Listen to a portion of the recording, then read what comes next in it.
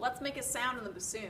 The first thing you need to do is make sure that your reed is completely soaked inside and out. So you have to soak it in a cup of water like this. Make sure that the water goes up over the wires and all the way up to the string. Mine's been soaking for a couple minutes, so it's ready to go. I'm going to suck the water out so it doesn't drip all over me. And then bassoon embouchure, the shape of your mouth in order to play, is kind of like whistling or sucking on a straw. So you're going to put it in your mouth and make sure that the rest of your lips seal around it like a drawstring. Now, to play on the reed, we want to talk about air for a minute. So put up kind of a target, your hand, and blow on your hand like you're blowing out a birthday candle.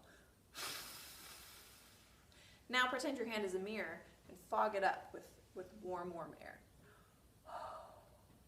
So bassoon air needs to be as fast as a birthday candle blowing out and as warm as fogging up a mirror.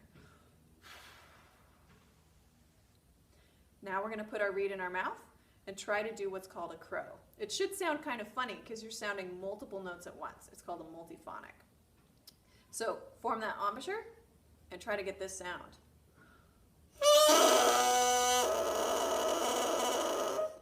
That's actually a good sound because it means you're going to get high notes and low notes. Once you've done that, you can actually put it on the vocal and get a sound from there.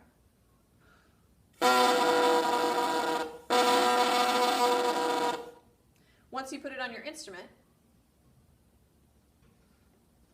it'll sound much more like a note.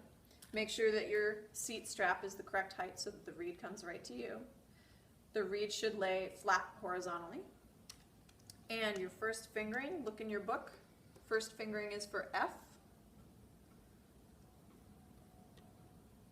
And it should sound like this.